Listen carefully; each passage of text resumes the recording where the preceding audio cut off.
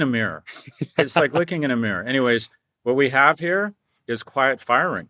This return to work mandate or return to work mandates are an easy way to fire people. And it goes something like this. Okay, I'm in HR, and senior management has basically said, I'm under pressure from my shareholders, and it's pretty clear we overhired and we could lose 10, 20, 30% of our workforce, and no client or customer would likely register the difference, and all of those savings go to the bottom line. I mean, it's really amazing. I remember when America went through re-engineering in the 80s and 90s, when America woke up and realized we no longer have a monopoly on all things manufacturing, and Japan was kicking our ass in all manufacturing, and Germany as well was producing everything from chemicals to cell phone towers. And we said, uh-oh, we have to get competitive. The way we got competitive was by coming in, and re-engineering was this, I think it was Army Hammer. I forget his name. Wait, Army Hammer's the fucking pervert. Never mind. It was Hammer and Yeah. something. Anyways, so they came in and basically said, everyone who had a VP or an SVP title is now fired. And what they found out is that no Mm. one missed them because we'd built up so much fat in the American labor force, at least white collar fat, through the 60s, 70s, and 80s. I think that's what's happening here. And that is, if they say, okay, how do we get rid of 10 or 20,000 people elegantly? The severance Hmm. has gone up and up and up because we want to be seen as the Hallmark channel, not an actual work market. So laying off people is really makes for terrible headlines, and it's really expensive. What's the most elegant way to shed 10 or 20,000 people to have this sort of elite culling, if you will, or culling of the expendable elite? Simple.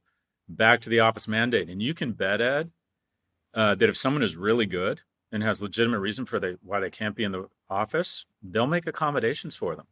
But the Hmm. other 5, 10, 15,000 people who join a Slack channel, hey, good luck with that. Best of luck to you. Yeah. You should quit. You Yeah. should quit. We hate to see you go, but you should quit. Amazon's $3.9 billion acquisition of One Medical. I love it. I'm a really happy customer of One Medical. I love remote healthcare. I would bet 80 to 90%. Is that true? Probably two-thirds of healthcare can be digitized and delivered over a remote device with a smart camera or a smart speaker. When I got COVID, I immediately dialed into or connected on One Medical, and I was paired with this lovely registered nurse, and he could not only prescribe me Paxlovid, but had visibility into which pharmacy had it in stock and sent me a map on how to get there. It was a really wonderful experience, fairly inexpensive. And also, I don't think the FTC or the DOJ should get in the way of this, which they've signaled they're not, because that is Hmm. one industry that needs more competition. The Bill Gates thing, I don't know what's going on there. I think that's just a value investment. At first, I was trying to read into it, like why are they investing $1 billion? But I think they just see it as a good buy. Hmm. And the UK overtaking India as the sixth largest stock market. You mentioned that I would bet Indian stocks are actually a decent investment right now because of the punishment of the overhang of the Adani Group and the Yeah. corruption there. But India is going to get a lot more attention because India, I believe, has passed China in population and is further behind the curve in terms of going into population decline, which I think is going to be the new, I don't know, sovereign debt. I think people are going to start Yeah. talking about how much debt a nation has, and also whether it's in population ascent or decline as a means of looking at its as a forward-looking indicator of its Yeah. success. Yeah. I also just want to go back to the layoffs news. I mean, you've had experience laying people off in mass numbers, and I'm wondering, as a manager and as an employer, how have you created those lists in the past? I mean, would you is that something, that Slack channel of remote advocacy, is that the kind of strategy that you have taken in your experience as a manager? Um, so I haven't done math. I haven't run big companies. I've run small and medium-sized companies. I run Right. companies till they get to about 100 or 120. As soon as we have a CFO or a head of HR, I know it's time for me to become chairman and bring in someone more thoughtful and reasonable than me who can scale the company. Hmm. What I have done is I did it at Profit once. We brought in a CEO of the brand strategy firm. He raised some money, went on a hiring binge, and a recession hit, and we had to call 20 or 30 people into a room, a conference room, and had to say, "You've all been laid off." That was, I think, one of the most rattling professional things I've ever been through. But there's no easy or elegant way to do it. I think you do it decisively and quickly. In that instance, we call people Sunday night or even maybe early Monday morning. And the ones who weren't being laid off, we told them not to come into the office. But you have to do it crisply. I also believe that if you're doing a layoff, you do it crisply and you get them out of the building. And there's all this PR around turning off their phones and everything. Are shutting off their security access. I don't think you're mean about it. I don't think you should escort people out. Like certain investment banks, you escort people out by security, unless they've done Hmm. something illegal. I don't think you do that. But I think it needs to be kind of short and violent. And the sooner you do it, the more severance you can give.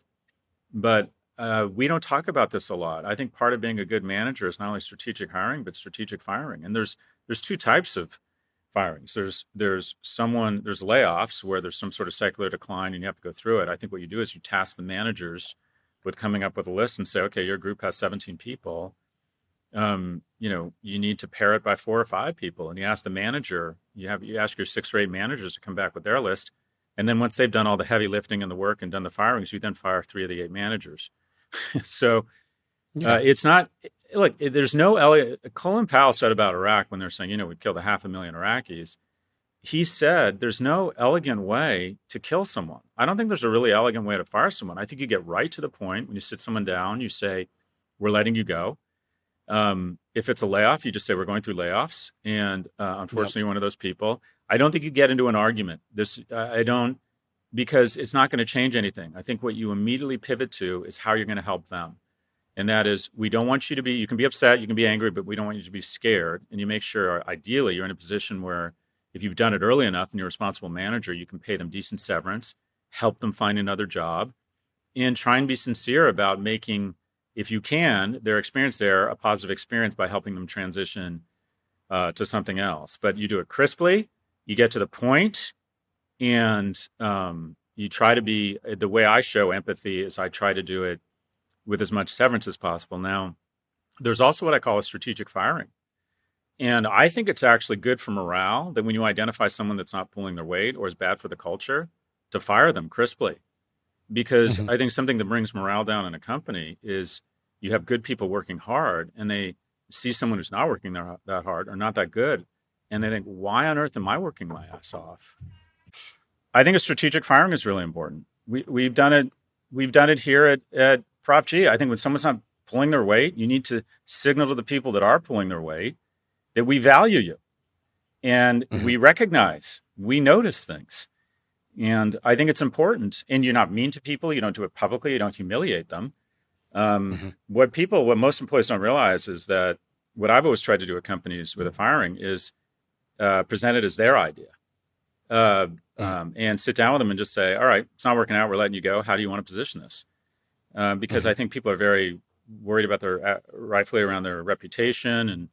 But I think it's really important as a manager to be very decisive around this stuff. I think capitalism works. And the faster you fire people who aren't working out, your gut is almost right, almost always right. When someone isn't working out, it usually doesn't get better.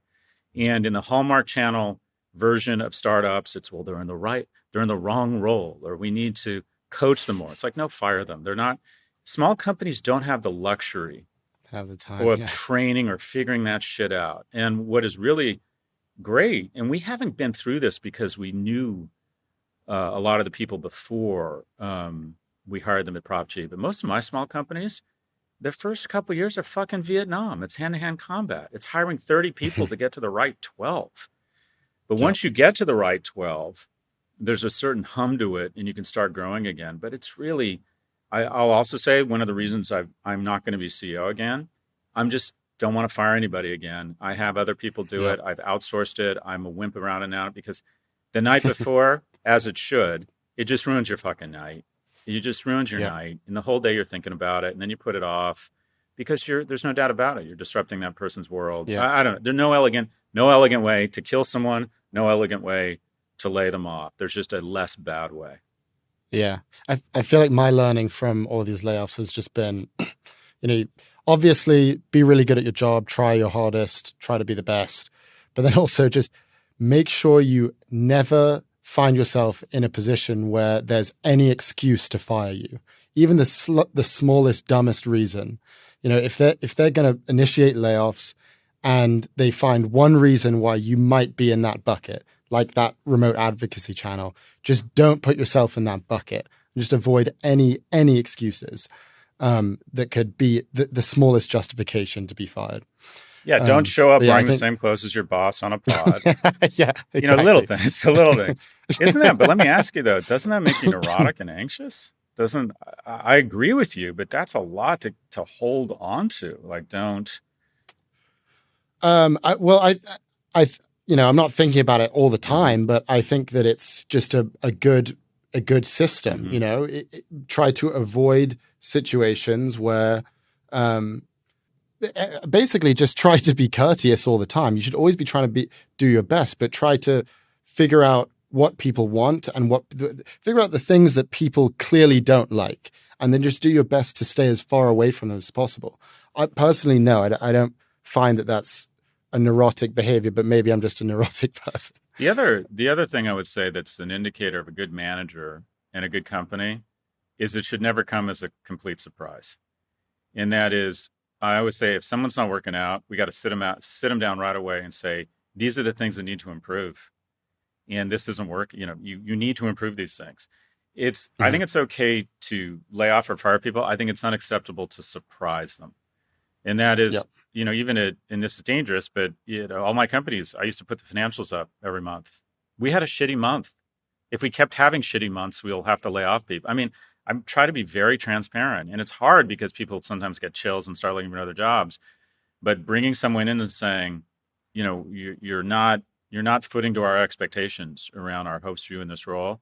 It's okay if Mm-hmm. they're upset and angry. They shouldn't be surprised. That means you haven't done your job communicating to them that Yep. it wasn't successful. But the nice thing is about a small company is you usually don't have to do mass layoffs. I've only had to do them twice, and Right. they've always been after we've raised a shit ton of money and thought the capital was going to solve all problems. That if we just kept spending money, that would result in growth. And you hire a bunch of people, you make excuses for why they're good without doing the kind of diligence on them or getting the references you need. I remember walking into one of my startups just a few years ago and saying, what do all these people do? And I asked the CEO at the time to set up interviews with all the people. And I just said, what do you do here? And how do we measure your success? Oh, And yeah. the next day I said to the CEO, I'm like, you need to lay off half these people. There's nothing, half these people aren't doing anything. This is L2. This is an L2. Now L2, Profit. L2 was Yeah. L2 was more see above Vietnam. It was every day. We were all over Yeah. people. Yeah. Didn't raise a shit ton of capital. My most Yeah. successful companies have actually been companies where we didn't raise a lot of capital. Anyways, Mm.